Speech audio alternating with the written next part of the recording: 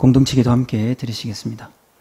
하나님 아버지, 새로운 한 주간을 은혜로 마무리하고 거룩하게 구별되어 예배케 하심을 감사합니다.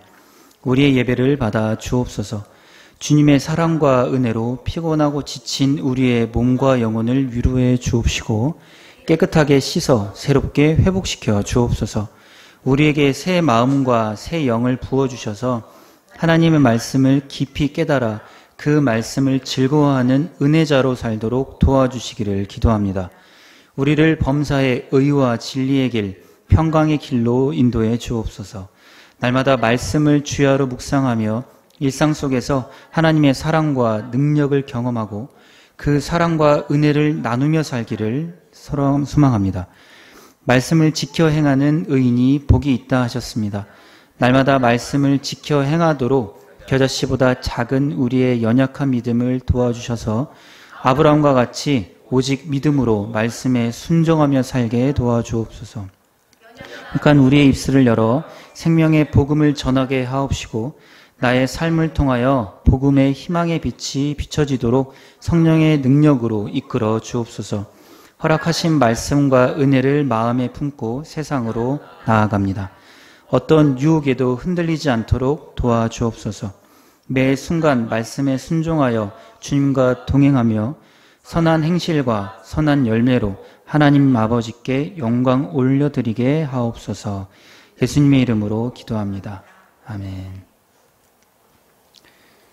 9월 다섯째 주 말씀, 광야에 떨어진 한 알의 밀입니다. 요한복음 말씀 함께 읽으시겠습니다. 내가 진실로 진실로 너희에게 이르노니 한 알의 밀이 땅에 떨어져 죽지 아니하면 한 알 그대로 있고 죽으면 많은 열매를 맺느니라. 자기의 생명을 사랑하는 자는 잃어버릴 것이요 이 세상에서 자기의 생명을 미워하는 자는 영생하도록 보전하리라. 아멘.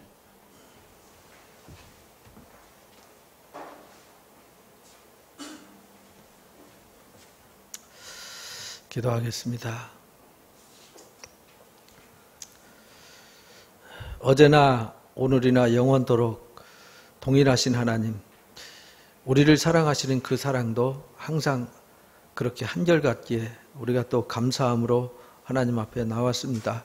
하나님의 사랑이 우리가 이렇게 예배자가 되어 예배하게 하셨습니다. 그 사랑 앞에 더 전심을 다해서 예배자로 나아가게 해 주옵소서. 그래서 우리가 하나님과의 영적 교감이 이루어져서 하나님의 마음이 우리의 마음이 되어지고 우리의 마음이 하나님의 마음이 되어지는 일치 시간이 될 수 있도록 은총을 허락하여 주옵소서. 영적인 깊은 깨달음을 얻기를 원합니다. 수많은 사람들이 깨닫지 못해서 죄의 종으로 살아가고 육신의 종으로 살아가는 것을 봅니다. 또 성경을 통해서 우리에게 그 사실을 보여주고 증명해 주셨습니다. 하나님, 우리는 어리석은 자가 아니라 말씀을 따라서 지혜로운 의인으로 살아가도록 도와주옵소서. 이 시간 말씀을 깊이 깨닫기를 원합니다. 말씀이 곧 하나님이요 말씀이 곧 능력이요 말씀이 곧 생명입니다. 우리가 은을 구하듯이 금을 구하듯이 간절하게 하나님의 말씀을 사모하고 구하는 자가 되게 해 주옵소서. 심령이 가난한 자가 분명히 복이 있다 하셨습니다. 이 시간 가난한 심령으로 하나님 앞에 섰사오니 위로부터 하늘에 신령한 것 넘치도록 부어 주옵소서. 우리의 감사와 기도 제목 가지고 왔습니다. 하나님, 감사 위에는 더 감사가 넘치도록 감사 충만한 삶으로 우리를 이끌어 주옵시고 우리 삶의 고민과 무거운 짐 하나님 기도 제목으로 안고 왔사오니 하나님, 풀려야 될 모든 과제들 문제들은 하나님의 뜻 안에서 하나님의 영광으로 다 풀려지도록 이끌어 주옵소서. 함께하지 못한 우리 성도들, 해외에 있고 지방에 있고 출장가에 있고 사정으로 나오지 못한 형제 자매들이 많이 있습니다. 어디에 있든지 그곳에 주님 함께해 주시고 함께 예배할 수 있도록 은총을 허락하여 주옵소서. 성령 하나님, 이 시간 허락하신 바의 말씀을 가슴에 가득 채워주시고 그 말씀의 감동으로 성령 충만한 시간이 되게 해 주옵소서. 우리 주 예수 그리스도 이름으로 기도하옵나이다. 아멘. 감사합니다. 우리가 이제 10월 2일, 3일, 1박 2일 이제 한국 기독교 복음의 뿌리를 찾아서 우리가 준비를 하고 있는데요. 여러분들이 나눠드린 책 꼭 읽어보시고요. 거기에도 하나님의 섭리가 담겨져 있습니다. 성경도 하나님이 하신 일의 이야기잖아요. 그러니까 우리나라에도 하나님이 하신 일의 이야기가 있어요. 그것을 우리가 잘 배워서 하나님이 어떻게 일하셨는지를 우리가 가슴에 새기는 시간이 되었으면 좋겠습니다. 하나님께서 이 땅에 무턱대고 그냥 복음을 전하는 것이 아니라 지난주에 말씀을 나눴지만 하나님 환경을 미리 준비하셨어요. 준비하셨는데 뭘 준비하셨을까 저는 이렇게 살펴봤거든요. 우리 한국사 역사를 살펴보고 기독교 역사, 교회 역사 이렇게 쭉 살펴보면서 우리가 이 땅에 하나님이 준비하셨구나. 근데 사람이 볼 때는요, 준비된 게 아니었어요. 사람이 볼 때는. 천주교가 기독교보다 100년 먼저 들어왔잖아요. 천주교는 들어올 때 우리 기독교 들어오는 것과 좀 다르게 들어왔어요. 그래서 박해를 많이 받았지요. 막 해미에 가면 생매장 당한 생매장 순교 성지가 있고, 여기 양화진에 가면 절두산 있잖아요. 목이 막 잘려가지고 순교한 이런 순교자들을 많이 냈죠. 천주교는. 근데 왜 그럴까 이렇게 봤더니 우리나라가 이 청나라, 일본, 러시아 등 외국 열강들로부터 이제 각축장이 돼버리고, 우리는 이 당파 싸움, 세도 정치라고 그러죠. 세도 정치, 풍양조씨, 안동 김씨, 이 세도 싸움에 민씨 집안이 또 끼어들잖아요. 대원군에 의해서 이 세 집안의 세도 싸움에 아주 좀 어디다 말하기 부끄러울 정도의 나라가 돼버렸어요. 그런데 이 대원군이 권력을 잡았을 때 천주교가 들어왔는데 어떤 큰 사건이 두 개가 벌어져요. 그냥 대원군은 이 프랑스나 영국이나 뭐 이렇게 열강들의 힘을 빌려서 이렇게 좀 정치적 안정을 좀 취하려고 했는데 말을 안 들었어요. 천주교 신부들이. 그런데 안 그래도 미운 털 박히고 이 사상이 다르잖아요. 이 조선은 국교가 유교란 말이에요. 유교. 유교는 아주 이 사상 근본이 뭐냐면 충효 사상이 뿌리잖아요. 충효. 나라에 충성하고 부모에 효도하라. 이게 전부예요. 그만큼 이제 그 강한 그런 의식을 가지고 있었죠. 그런데 두 가지 아주 위험한 사건이 벌어지는데, 부모의 효도하라에 뭐가 포함되냐면, 유교는 제사를 굉장히 중요하게 여겼어요. 조상을 숭배하는 거죠. 조상을 신으로 숭배를 했어요. 신처럼. 그래서 제사가 굉장히 중요했어요. 그래서 이 남아 선호 사상도 아들이 없으면 제사 지낼 사람이 없었어요. 그래서 자손이 끊기면은 그것이 가장 큰 불효였어요. 불효. 아들을 못 낳는 여자는 불행이었어요. 자식을 못 낳는 자식은 소박의 대상이었어요. 호적의 이름도 못 올라가는 이런 불행한 존재였죠. 그런데 1790년에 충북 제천에서 이 윤씨 집안에서 제사를 폐하는 이런 놀라운 일이 일어났어요. 천주교에서 제사를 하지 마라. 그래가지고 제사를 폐하게 돼요. 이 사건은 양반 집안에서 어마어마한 사건이었어요. 그래가지고 이 사건으로 인해가지고 엄청나게 천주교인들이 박해를 받아요. 그래서 이제 신유 박해라 그러죠. 1801년에 신유 박해가 일어나서요. 한 10년 후에 어마어마한 박해가 일어나요. 그 박해를 당할 때 또 사건이 또 벌어져요. 어떤 사건이 벌어지냐면, 황사영이라는 사람이 백서를 써요. 백서. 황사영의 백서 사건. 여러분들 드라마나 영화 이런 데서 한 번씩 보시죠. 황사영 백서 사건이 뭐냐면, 너무 천주교인들이 핍박받으니까 중국에 있는 이 신부들한테 편지 써가지고 로마 교황청에 부탁을 해가지고요.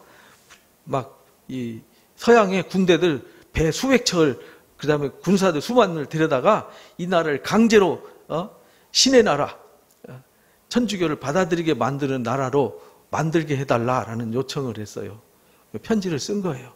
많은 이 나라는 너무 집안 싸움에 정치도 외세에 아무 영향력도 없고 정말 비참한 나라다. 이 나라는 당연히 하나님 말씀을 받아들여서 신의 나라가 돼야 된다. 하나님이 통치하는 나라가 돼야 된다. 그러려면은 그냥 말로 안 된다. 이 천주교를 마음대로 믿을 수 있도록 해야 되는데 엄청난 핍박과 지금 수많은 사람들이 순교를 당하고 있다. 그러니까 군대를 동원해 가지고 강제로 천주교를 믿게 해야 된다. 막 이런 사건을 글로 써서 보냈는데 그게 들통이 나버렸어요. 들통이 나는 바람에 나라가 발칵 뒤집어진 거죠. 이 바람에 또 어마어마하게 핍박을 받고 또 이제 온 나라 백성들까지 전부 다 왕과 이 세도가들 뿐만 아니라 백성들까지 다 서양 그러면은 일단 무조건 싫어요. 천주교 천자만 들어가도 싫어요. 그렇게 이제 완전 배타적이고 폐쇄적인 환경이 만들어졌어요. 그런데 60년 후에 병인양요가 생기잖아요. 1866년에 병인양요. 프랑스 사람들이 광화도를 통해서 밀고 들어오잖아요. 거기 또 사건이 벌어진 거예요. 그리고 대동강에 제너럴 시어모노 사건이 일어나잖아요. 같은 해에.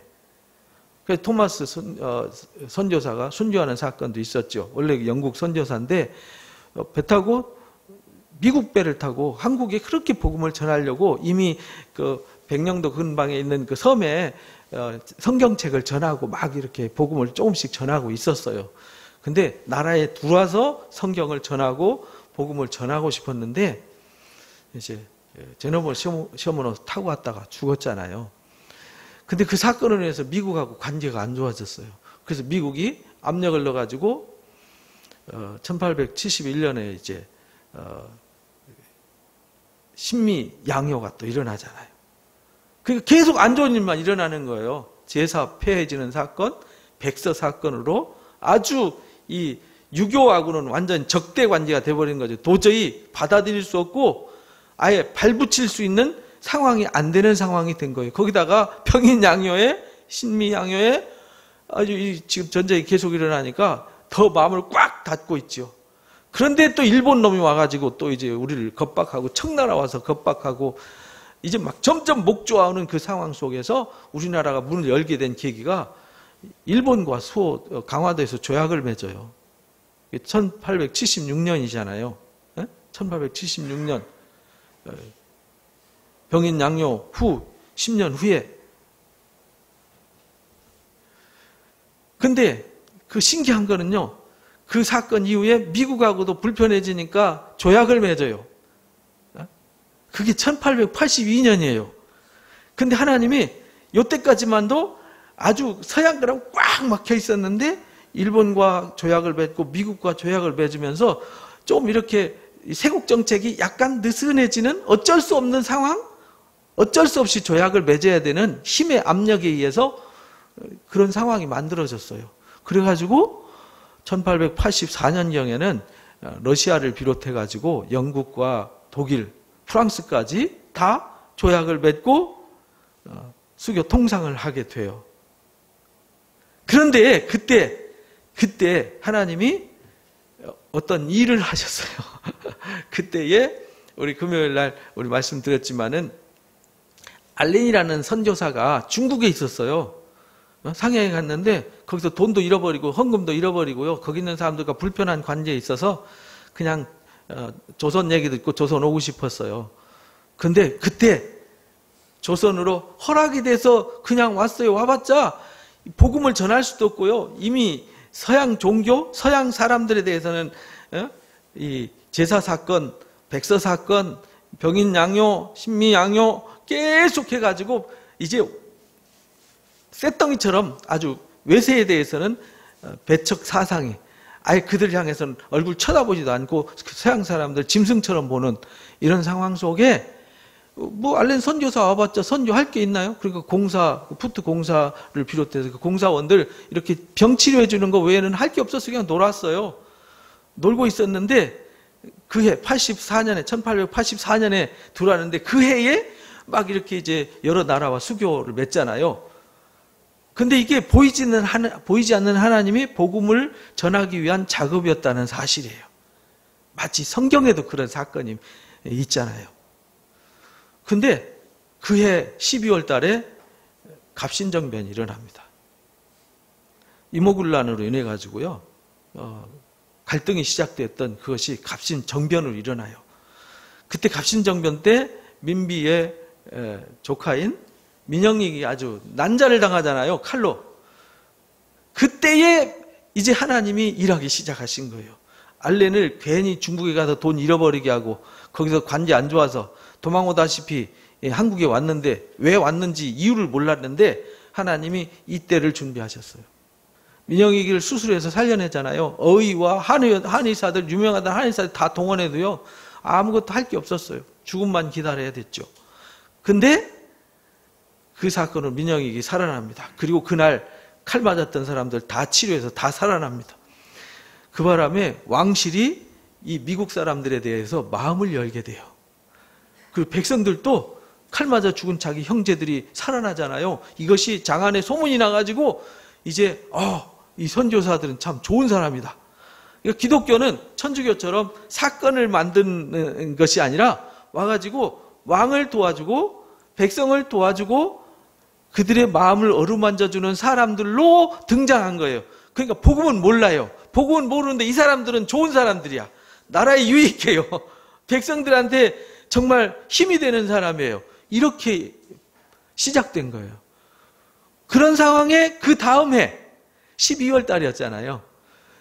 그 다음 해 1885년 4월 5일 날 일본에서 아펜젤러와 언더우드와 스크랜턴 이런 사람들이 복음을 들고 제물포 인천을 들어온 거죠. 하나님이 그렇게 다 준비하셨어요. 신기하지 않습니까? 하나님이 선교사들이 올 수 있는 준비를 1800년대 초반부터 또는 1700년대 말부터 서서히 준비를 해오셨어요. 그래서 환경을, 토양을 다 준비하시고 선교사들을 부르셨어요. 근데 이들도 원래는 인도 가려고 그랬어요. 인도나 다른 지역으로 가려고 그랬는데 조선에 대한 이야기를 듣고요, 조선에 대한 마음을 품게 하셨어요, 하나님이. 그리고 이들이 순종하게 하셨어요. 이 땅으로 오도록. 그렇게 갈 수밖에 없도록, 오고 싶도록 만드셨어요. 그래서 그들이 이 조선 땅에 오게 됩니다. 그래서 이 황무지 땅에 복음의 씨를 뿌리게 합니다. 하나님은 어떤 일을 하실 때 미리 뭐 하시고요? 준비하시고, 출애굽을 할 때에도 준비하시고, 이 요셉을 애굽 땅에 보내고 준비하시고, 야곱의 12지파를 보내서 거기서 민족을 준비하시고 이렇게 하잖아요.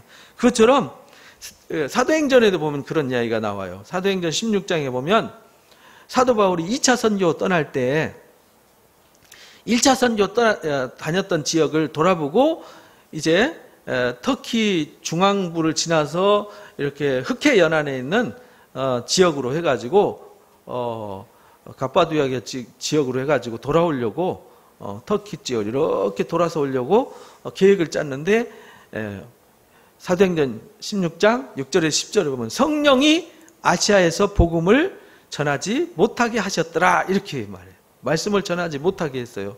그래서 부르기와와 갈라디아 땅을 다녀가서 무시아 앞에 이르러 비두니아로 가고자 했었더라. 비두니아는 북쪽이거든요.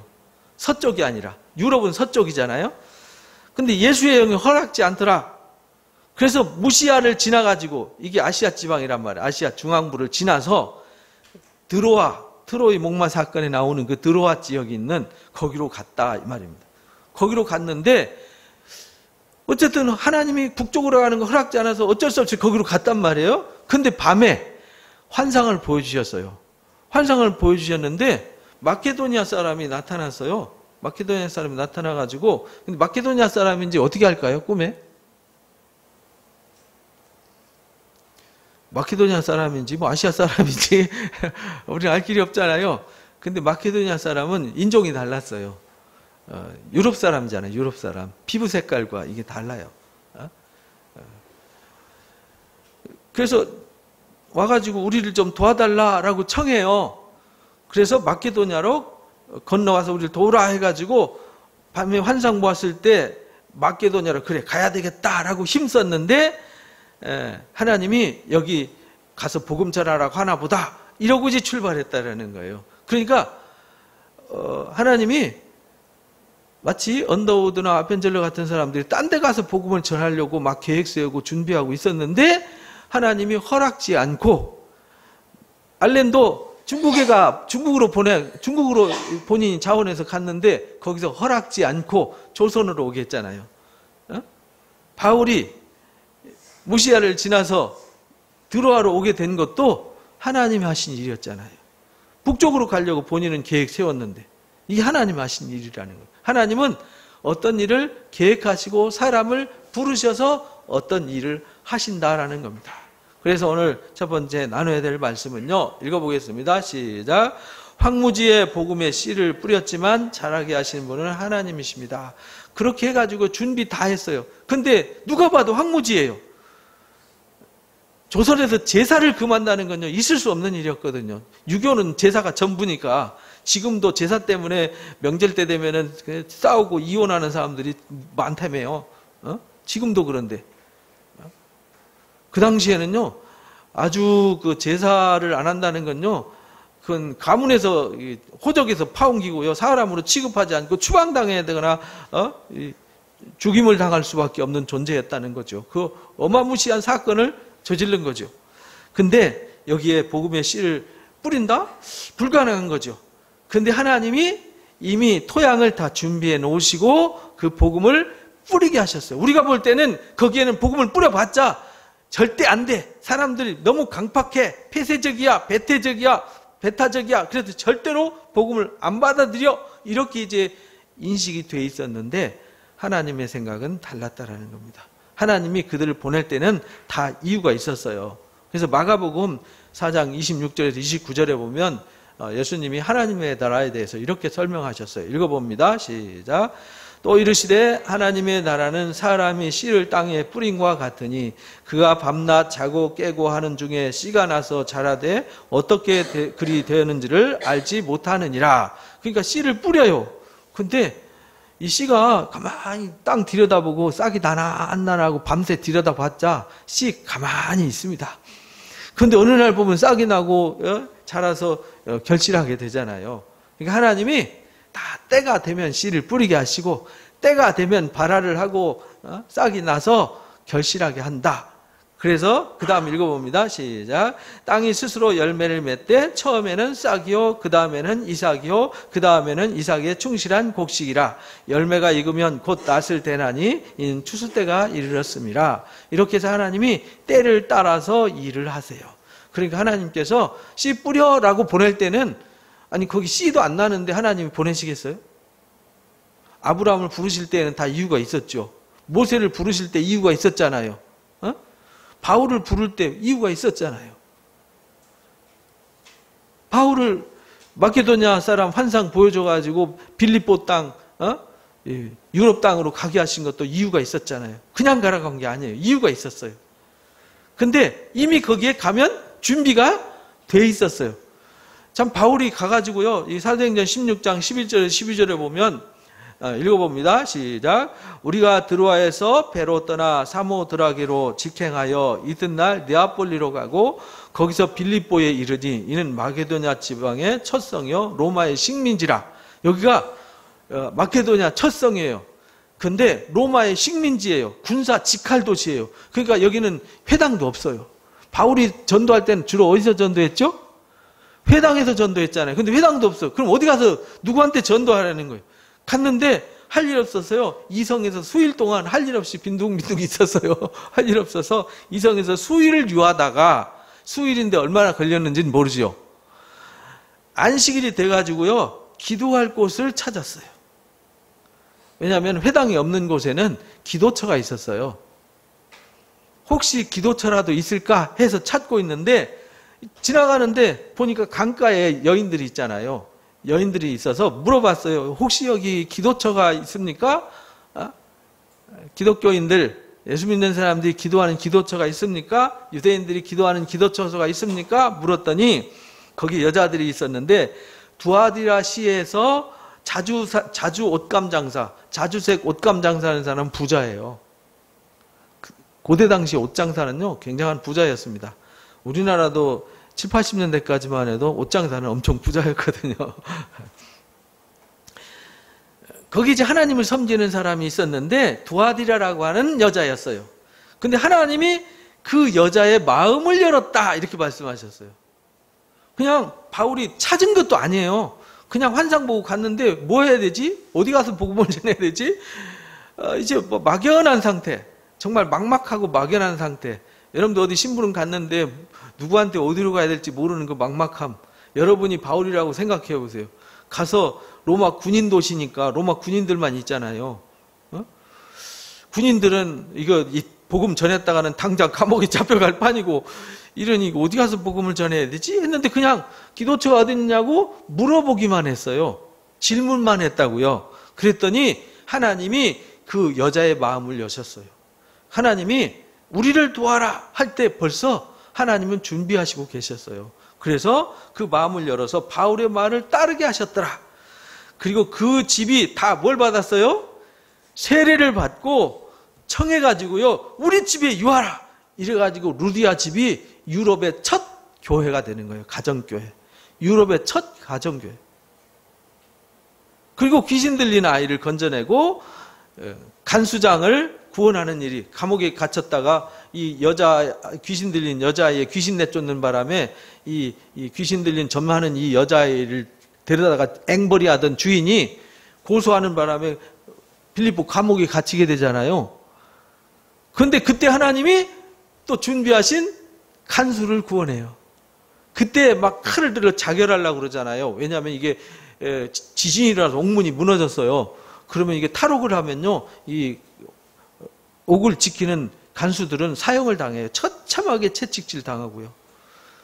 그러니까 끔찍한 꼴 보기 싫어서 자살하려고 그랬어요. 그때의 사도행전 16장 31절 유명한 말씀이 있죠. 주 예수를 믿으라. 그러면 너와 내 집이 구원 얻을 것이다. 그 말이 왜 나왔냐면, 자결하려고 할 때 스톱! 우리가 아직 여기 있다. 자살하지 마라. 그때에 보고 놀래가지고 넙죽 엎드려서요, 우리가 어떻게 해야 구원을 얻습니까? 이렇게 물어요.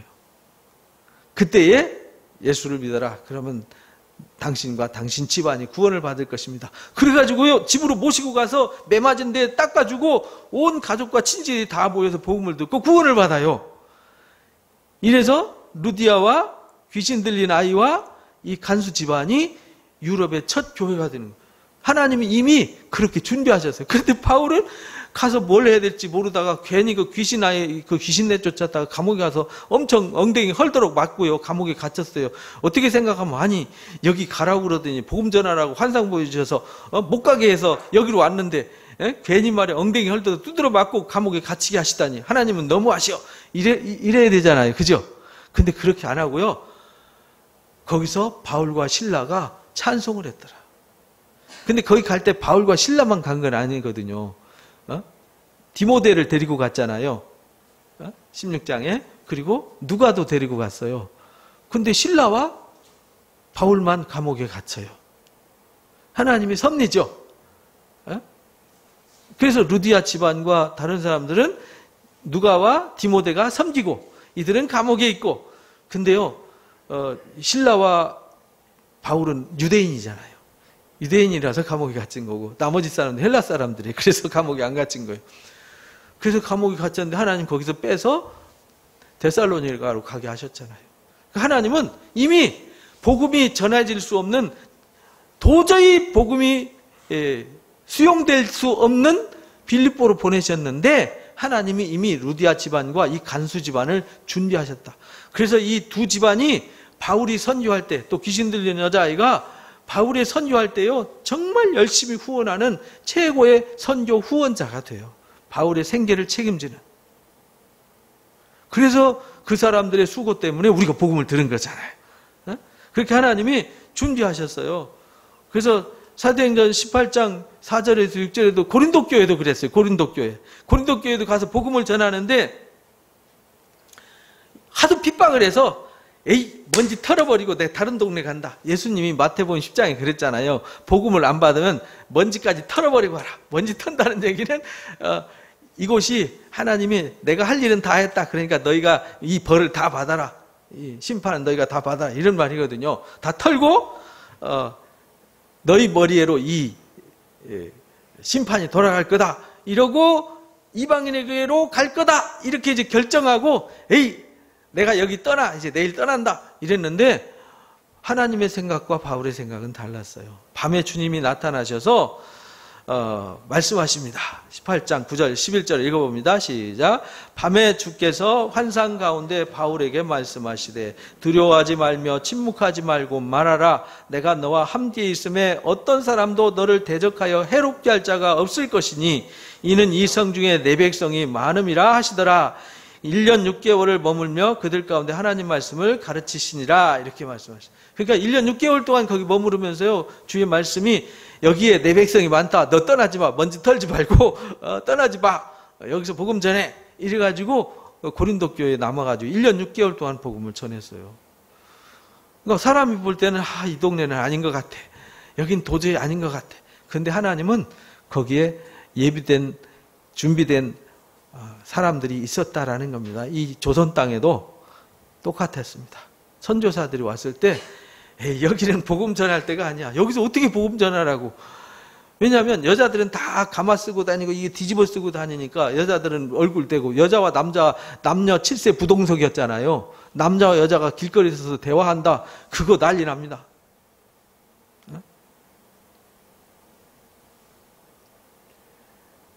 그런 정도의 나라인데 남자들도 걸어다니는 게 다 화가 나 있어.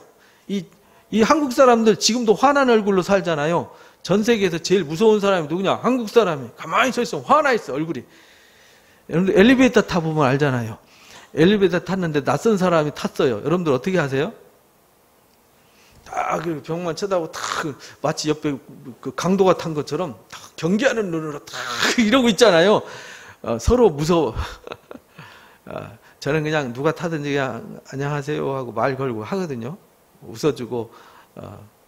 근데 요즘은 잘못 웃어줘도 좀 문제가 돼요. 무서운 나라예요. 그러니까 무표정하고 사람들이 무서워요. 그러니까 막 선교하러 밖에 나가면 사람들이 인사하고 뭐고 그냥 또 이 서양 사람들 보면 위아래 훑어보고 상대도 안 한단 말이죠. 근데 어디다 말 붙일 데도 없잖아요. 말 붙일 데도 없어요. 만날 사람도 없어요. 어디 갈 데도 없어요. 아는 사람도 없어요. 근데 여기 왜 보낸 거지? 근데 하나님 보낸 이유가 있었어요.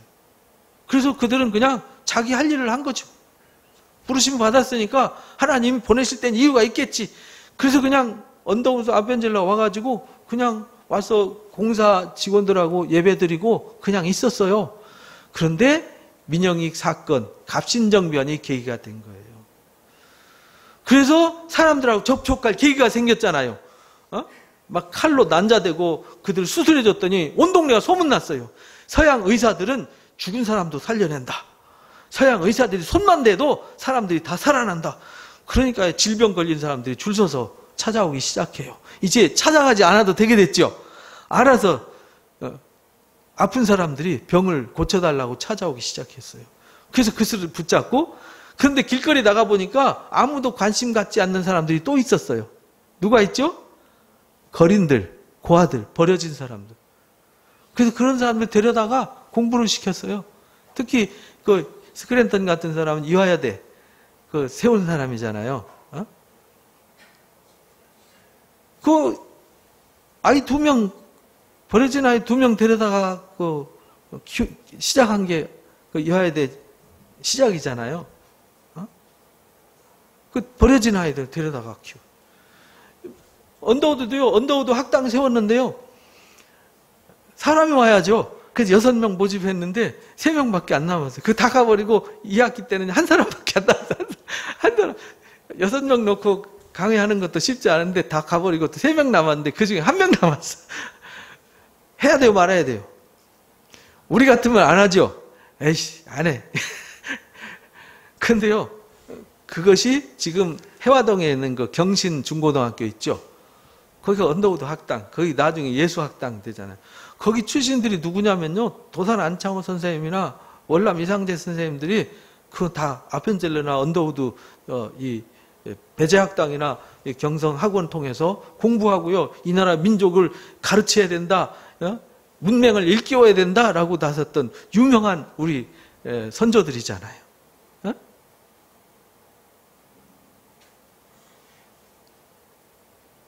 그래서 경신중고등학교 거기가 나중에 이제 대학부를 세우는데 그게 연희학교잖아요. 연희학교. 그게 연세대학교가 되는 거예요. 그러니까 하나님이 놀랍게 일하셨어요. 놀랍게. 그냥 할 일이 없었어요. 그냥 세월은 가는데 전도하러 갈 데도 없고 할 것도 없어요. 막막하죠. 그런데 하나님이 준비하시고 일을 만들어서 그렇게 만들어 주셨습니다. 마치 고린도 교회, 빌립보 교회가 그렇듯이 우리나라도 하나님이 준비하시고 선지자들을 보내셔서 일을 하게 하셨어요. 그래서 요한복음 12장 24절에 오늘 본문 말씀이죠. 읽어봅니다. 시작. 내가 진실로 진실로 너에게 이르노니 한 알의 밀이 땅에 떨어져 죽지 아니하면 한 알 그대로 있고 죽으면 많은 열매를 맺느니라. 그래서 이들이 와가지고 자기 삶을 이 땅에 뿌린 거잖아요. 자기 삶을 한 알의 죽은 밀알이 된 거예요. 뭘 해야 될지 몰라요. 그냥 나의 시간과 나의 삶을 그냥 쏟아서 그냥 어떤 일을 한 거죠. 그냥 주어진 일을 한 거예요. 내가 뭘 막 계획 세우고 뭐 해가지고 대단한 뭐 업적을 세우려고 한 것도 아니고 그냥 주어진 현실 속에서 자기가 할 일을 그냥 했을 뿐인데 하나님이 그것을 통해서 놀라운 일을 하셔서 민영익 사건을 인해 가지고요 광해원이라는 백성들에게 은혜를 베푸는 곳을 만들어 주셨어요. 그래서 널리 백성을 구제하라 그래서 제중원이라고 또 이름을 바꾸게 되죠. 제중원을 하사받게 돼요. 그 제중원이 지금 세브란스가 되는 거잖아요. 연세 세브란스. 그래서 거기서 이 환자들을 돌보면서 이들을 돌봤을 때 왕이 관리들이 백성이 감동받아서요 예배를 허락했어요. 예배를. 그래서 1886년에 예배하기 시작한 거예요. 놀라운 일 아닙니까? 그러면서 복음을 전하기 시작해요. 그때 민영익 사건 때 노도서라는 사람이 노진경이라는 노도서라는 사람이 성경책 빌려가가지고 읽고 그 사람이 최초의 세례자가 되잖아요. 이런 놀라운 일을 하나님이 한 알의 죽은 밀알이 되어서 그냥 내 삶을 던져서 복음의 씨를 뿌릴 때 하나님이 일하셨다 그런 말입니다. 그래서 또 한 가지 우리에게 중요한 사실을 우리 한국 기독교 복음의 뿌리를 찾아서 할 때에 또 중요한 사건이 있어요. 하나님이 환경을 그렇게 준비하셔서 그냥 죽어진 밀알처럼 가서 내 일만 하면은 하나님이 어떤 일을 하시도록 준비하셨고, 두 번째요. 읽어봅니다. 시작. 선조는 성경 복음을 통하여 시작되었습니다. 근데 신기한 건요. 이미 1700년대 말 1800년대 초에 중국에서 한문으로 성경이 번역되고 한글로 성경이 번역되는 작업이 이루어졌어요. 1882년에 존 로스와 맥킨타이어 같은 사람들이 이제 서상년, 이영찬, 백홍준 같은 사람들을 통해 가지고요 한글을 배워 가지고 한글 성경을 번역해 가지고 쪽복음이죠. 쪽복음. 지금 우리가 지금 쪽복음 나누잖아요. 그 복음 쪽복음을 번역해 가지고 몰래 허리띠를 만들어, 종이로 허리띠를 만들어 가지고 들어오고요. 그걸 가지고 와서 다시 붙여 가지고 황해도 장현 소래교회를 세우기 시작했어요. 이미 선교사들이 들어와서 가보니까 이미 성경이 들어와 있고 거기 복음이 전해져 있는 거죠. 그런데 우리나라는요, 선교사들이 들어와서 복음을 전하기 전에 뭔 일부터 하셨냐면 성경을 번역하고 성경을 보급하는 일이 가장 먼저 이루어졌어요. 그 수신사로 갔던 이수정이 일본에서 선교사들 만나가지고 복음을 듣고요, 이거 세례받고요, 거기서 쪽복음서를 번역하게 돼요. 마가복음과 요한복음 등등 막 번역을 하기 시작해요. 근데 이 번역된 성경을 일본에서 들고 선교사들이 이 땅에 들어왔어요. 그래서 이 대한민국 땅은요, 특별한 땅이고 특별한 나라입니다. 하나님이 하나님의 말씀을 먼저 번역해서 말씀을 전한 교회, 그것이 대한민국 교회입니다. 사도행전 19장 8절에 10절에 보면 바울이 에베소 교회 가가지고요. 에베소 교회가 유명한 교회거든요. 에베소 교회에서 바울이 제자 훈련을 열심히 시켰더니 아시아에 있는 수많은 교회들이 생겼어요. 계시록에 나오는 아시아에 있는 7교회가 이 사람들에 의해서 세워진 거예요.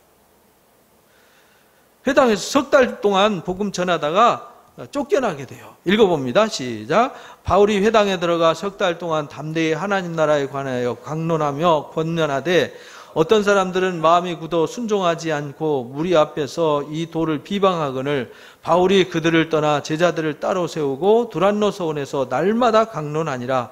2해 동안 이같이 하니 아시아에 사는 자는 유대인이나 헬라인이나 다 주의 말씀을 듣더라. 바울이 성경을 먼저 가지고 가서 성경 가르치는 일을 제일 먼저 했어요. 그리고 제자 세우는 일만 했어요. 그랬더니 나머지는 알아서 다 됐어요. 알아서. 놀라운 일이죠. 우리나라도요, 성경을 번역해가지고 들어와서 성경을 전해줘야 되잖아요. 그래서 선교사들이 한 일이 뭐냐면 권서라고 있어요. 권서. 권서는 뭐냐면요, 지게에다가 성경을 짊어지고 다니면서 성경을 팔았어요. 사람들한테. 근데 그걸 읽은 사람들이 회개하고 교회로 돌아왔단 말이에요. 1885년에 복음을 전했는데 1895년에 기독교 인구가 12,000명이었어요.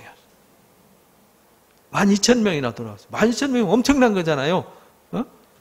우리 12,000명은 별로 숫자 개념이 안 잡히나요? 한 사람이 회개하고요. 한 사람이 쪽복음 들고 와서 황해도 장현에 교회를 세웠는데요. 그 복음이 10년 만에 12,000명. 근데 그 이후에 130년 만에 기독교 인구가 1,000만이 되었어요. 전 세계에서 있을 수 없는 일이거든요. 전 세계 선교 역사에서 가장 위대한 선교 역사. 중국은 선교한 지 오래됐잖아요. 일본도 오래됐죠. 동남아 선교한 지 오래됐잖아요. 그죠? 뭐 아프리카 선교한 지 엄청 오래됐어요. 근데 전 세계 선교사를 미국 다음으로 많이 파송하는 유명한 나라, 어느 나라요? 우리나라. 그렇게 하나님께서 놀랍도록 일하게 하셨다. 그래서 우리나라는요, 특별한 나라예요. 왜 특별하냐? 처음 시작부터 뭘로 시작했어요? 하나님의 말씀, 성경으로 시작했어요. 천주교가 어려움을 겪은 이유는요, 성경으로 시작하지 않고 단순 교리로 시작하다 보니까 이제 문화적 충돌? 근데 지금 돌아보면 좀 웃기는 것이 천주교가 제사 문제 때문에 엄청난 순교와 핍박을 당했잖아요. 근데 요즘 유교보다 제사를 더 잘 드리는 곳이 어디죠? 천주교가 되어버렸어요. 이게 웃기는 거잖아요. 세상 문화를 이렇게 배척해야 되는데, 세상 더러운 문화, 부정한 문화를 벗어버리게 해야 되는데 세상 문화를 덧입은 곳이 어디냐면 천주교가 되어버렸어요. 이게 좀 갸우뚱한 일이에요. 갸우뚱한 일이죠. 그래서 하나님은요, 이 창세기부터 계시록까지 복음이 들어가는 곳에 항상 뭐가 먼저 들어가요? 말씀이 들어가서 말씀을 가르치고 말씀으로 세워진 것은 무너지지 않았어요. 그래서 이 대한민국은요, 하나님의 말씀, 성경이 들어와서 성경 위에, 말씀 위에 토대를 세워졌기 때문에 절대 무너지지 않습니다. 근데 요즘 무너지는 소리가 나죠? 뭐가 없다는 얘기예요? 말씀이 없다는 뜻입니다. 그래서 성경을 열심히 읽어야 되고요, 배워야 돼요. 성경을 읽고 배우지 않으면 반석 위에 세운 게 아니에요. 모래 위에 집을 짓는 겁니다. 성경을 읽고 배웠으면 그 말씀으로 실천해야 되잖아요. 이 우리나라 교회는 그랬다는 겁니다. 그래서 막 열심히 말씀을 전했더니요, 하나님이 바울을 통해서요, 놀라운 능력을 행하셨어요. 그래서 바울의 몸에서 손수건만 갖다, 앞치마만 갖다 얹어도 귀신이 물러가고 병이 치유되는 역사가 있었어요. 그래서 막 사람들이 두려워하죠. 그것 보고. 두려워할 때 사람들이 와가지고 다 자복하고 회개하고 예수 믿고, 예수 믿는 사람들이 이제 자기의 옛것 있잖아요. 마술책 배워가지고 마술하고 우상숭배하고 하던 그것들을 다 갖다가 불살라버렸어요. 읽어봅니다. 시작. 에베소에 사는 유대인과 헬라인들이 다 이 일을 알고 두려워하며 주 예수의 이름을 높이고 믿은 사람들이 많이 와서 자복하여 행한 일을 알리며 또 마술을 행하던 많은 사람이 그 책을 모아 가지고 와서 모든 사람 앞에서 불사르니 그 책값을 계산한 즉 은 5만이나 되더라. 이와 같이 주의 말씀이 힘이 있어 흥왕하여 세력을 얻으니라. 이렇게요. 이들이 말씀만 듣고 머리로 말씀만 알고 있었던 것이 아니라 자기 옛 것을 다 집어 던진 거예요. 잘못된 습관, 잘못된 것을 다 회개하고 회개에 합당한 열매를 맺은 거죠. 이렇게 능력이 나타났어요. 우리나라도 그랬어요. 우리나라도 그래가지고요. 막 교회 가면 몽댕이로 때려가지고요. 다른 몽댕이 부러지고 머리를 다 밀어버리고 신발을 가위로 자르고 치마를 다 찢고 그래도요. 주의를 지켰어요. 그래서 우리나라는요. 특별한 교회예요. 성경을 바탕으로 세워진 교회. 말씀을 중심으로 세운 교회예요. 절대 무너지지 않아요. 왜? 말씀이 하나님이시고 하나님 말씀을 통해서 성령으로 역사하시기 때문에 말씀이 있는 곳은 절대로 무너지지 않습니다. 세 번째 읽어봅니다. 시작. 우리나라 기독교는 예배와 기도, 성경 공부, 전도, 섬김으로 시작되었습니다. 그러니까 우리나라에 복음이 들어왔을 때요. 초대교회하고 똑같았어요. 정말 예배로 살았어요. 그래서 우리나라 전 세계에 없는 새벽 예배가 만들어졌잖아요. 전 세계에 없는 3일 예배. 3일 예배. 저녁마다 모여서 기도하고요. 3일 예배 드리고 금요 기도해야 하고요. 주일 아침부터 새벽부터 저녁까지 예배하는 나라. 전 세계에서 그런 예배하는 나라는 우리나라밖에 없었어요. 그리고요. 우리 어머니들이 그 환난과 고난과 가난과 그 외세의 압박으로부터 일제 고통으로부터 6.25 전쟁의 고통으로부터 보릿고개의 고통으로부터 벗어나기 위해서요. 눈물로 기도했어요. 그래서 이 나라는요. 우리 할머니 할아버지들의 눈물 위에 그들의 핏방울과 땀방울과 그들이 성경책 빠르고 닳도록 우리는 지금 성경책 깔끔하죠. 제 성경은 조금 이제 지저분해졌습니다만은 대부분 성경은 깔끔하잖아요. 안 읽어서 빳빳해요. 성경 보면 안 펴가지고 다 헤어져가지고요. 성경이 부풀어서 요만한 성경이 나중에 부풀어서 이거만해서 옛날 세로 성경이었잖아요. 여기도 이제 빨간 거 뿌렸죠. 얘가 이렇게 빨갛게 기억나시나요? 못 본 우리 젊은 청년들은 못 봤을 수도 있어. 우리 때는 여기 빨갛게 돼가지고 교회 갈 때 이러고 다녔어요. 이 빨간 게 뭐죠? 예수님의 보혈을 상징했단 말이에요. 근데 요즘은 이제 금박 바르고 자크를 채워가지고 자크를 진짜 채워버렸어요. 그래서요, 이 선교사들이 들어와서 복음을 전했는데 정말 성경 붙잡고 살았어요. 그래서 여자들은 거의 다 문맹이었거든요. 그리고 양반들 외에는요, 다 문맹이었어요. 양반들도 한글은 읽지도 않았어요. 문자를 썼지. 이두문자. 그런데 이 성경이 번역되고 성경을 읽으면서 문맹인 평민들이 글을 배우게 되고요. 글을 깨우치게 되고 이들이 유학 가가지고 공부를 해가지고요. 야학을 통해서 사람들 눈을 떠줘서 오늘 민주화 운동이 일어난 거예요. 그들이 할머니 할아버지들이 저희 어머니도 초등학교도 안 나왔거든요. 성경을 읽고 찬송을 하고. 시골의 할머니들 보세요. 초등학교도 안 나와서 글 배운 적이 없어요. 그런데 글을 읽어요. 찬송가를 알아요. 이런 놀라운 기적을 하나님이 읽어주셨어요. 성경을 통해서. 그래서요. 열심히 예배하고 성경 읽고 공부하고 그리고 나가서 진짜 진실하고 정직하고 공의롭게 살았어요. 그래서 교회는 진실과 정직과 공의의 상징이었어요. 초대교회가 그랬잖아요. 사도행전 2장 44절 47 읽어봅니다. 시작.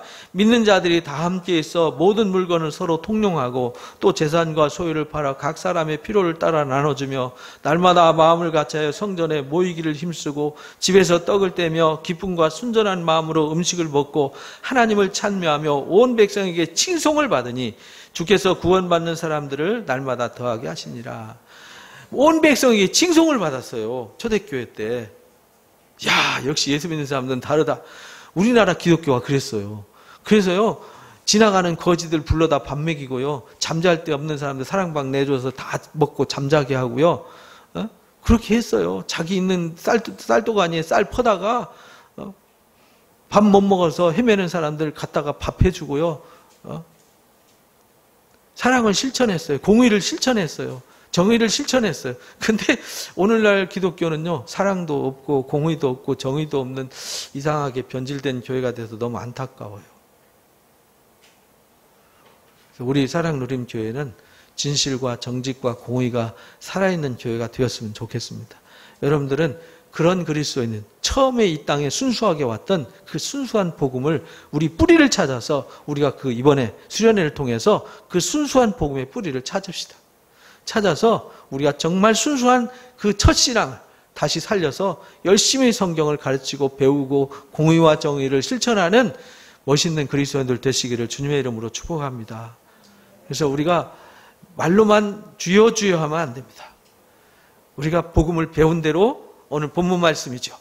24절 25절 하늘의 미랄이 되어야 됩니다. 땅에 떨어져서 내가 죽는다는 말은 공의와 정의를 실천한다는 말입니다. 그래, 내가 죽는 거죠. 나를 잃어버리는 거죠. 나를 위해서 사는 게 아니에요. 주님이 나를 위해서 살지 않으셨어요. 주님이 이 땅에 잃어버린 한 영혼을 찾기 위해서 죽어진 미랄이 되셨어요. 예수님 미랄 됐지, 사도들이 미랄이 되고 우리 선교사들이 미랄이 되었으니 이제는 내가 미랄이 돼야죠. 내가 죽어진 미랄이 되어서 죽어가는 영혼을 살리고, 이 어둠의 세대에 갈수록 지금 물질이 풍요하지만요, 물질이 풍요한 이 시대에 마음과 영혼은 황폐해져 가는 시대입니다. 잘 아시잖아요. 갈수록 조현병 환자가 늘어나고 사회적 질병이 늘어나고 정신과 환자들이 늘어나고 상담소에 사람들이 밀려서 줄 서고 이런 시대가 되었어요. 그 일을 누가 해야 되냐? 이제 그 아픈 사람들의 마음을, 이제 물질로 섬기는 시대는 지났어요. 물질로 섬기는 것이 아니라 이제 전문가들을 키우고 세워서 그런 정말 마음이 아픈 사람들의 마음을 어루만져주고 그들을 바른 길로 이끌어주고 바로 세워주고, 깨어진 가정을 바로 세우고 병들어가는 영혼들을 살리고 세우는 이런 것이 오늘 우리 교회가 돼야 된다. 그래서 여러분들은 예수님을 닮고 선지자들을 닮고 선교사들을 닮고 사도들을 닮은 죽어진 미랄 되어서 주님의 영광을 드러내는 의의 사람들 되시길 주님의 이름으로 축복합니다. 오늘 말씀을 정리합니다. 첫 번째 읽어봅니다. 시작. 하나님께서 이 황무지에 복음의 씨를 뿌릴 환경을 준비하시고 선지자들을 부르셨고 그들의 순종으로 복음이 뿌려졌습니다. 두 번째요. 아무리 배타적인 황무지라도 복음의 씨를 뿌리면 하나님께서 자라게 하시고 열매를 맺게 하십니다. 세 번째요. 우리나라는 선교사들이 들어오기 전에 성경이 먼저 들어왔고 성경의 가르침과 섬김의 바탕 위에 교회가 세워졌습니다. 네 번째요. 우리나라 기독교는 핍박 속에서도 예배와 기도, 성경 공부, 전도, 섬김으로 시작되었고 공의와 정의와 정직이 살아 있었습니다. 마지막이요. 진실한 사랑과 헌신으로 뿌린 복음은 반드시 싹이 나고 자라게 하십니다. 우리는 하늘의 미랄된 신앙을 본받아야 합니다. 아멘. 감사합니다. 다짐 기도하고 마칩니다. 거룩하신 하나님, 미리 환경을 준비하시고 부르심에 순종한 선교사들 통하여 이 땅에 복음을 허락해 주심을 감사합니다. 배타적일 수밖에 없었던 황무지 땅에 복음의 씨가 싹이 나서 자라고 열매 맺게 하심도 감사합니다. 선교사보다 성경을 먼저 보내주셔서 진리의 가르침과 섬김 위에 교회를 세워주심도 감사합니다. 복음의 가르침대로 공의와 정의와 정직으로 고난 중에도 고통받는 작은 자들을 섬기며 예배와 기도와 말씀의 가르침을 실천하게 하셔서 이 민족을 고통 속에서 구원해 주심도 감사합니다.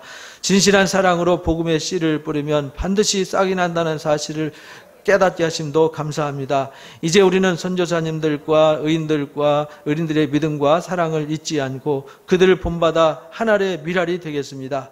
말씀으로 교회와 가정을 바르고 건강하게 세우는 주님의 제자로 살도록 도와주옵소서. 예수님의 이름으로 기도합니다. 아멘.